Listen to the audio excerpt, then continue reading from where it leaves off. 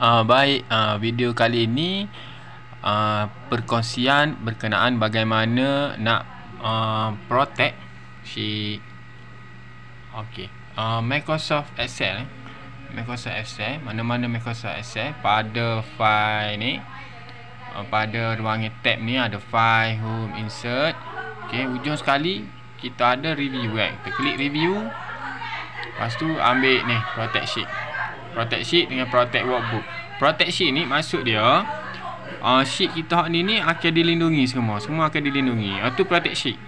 Protect workbook ni pula adalah kita nak protect certain cell sahaja kita nak protect. Contoh kita nak protect ni. Kita pun klik je lah protect workbook. Dia akan tanya password. Kita masukkan password, lepas tu klik OK lah. Bila jadi gitu, contoh dah saya bagi password 1 2 3 dah. Just OK.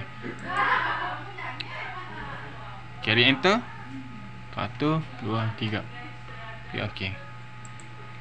So jadi ni akhir protect lah. Ruangan ni akan protect. Lepas tu kalau tak save, nak unprotect balik, cuma klik sini balik lah. Cuma klik balik, dia akan jadi unprotect. Itu cara dia. Terima kasih. Assalamualaikum.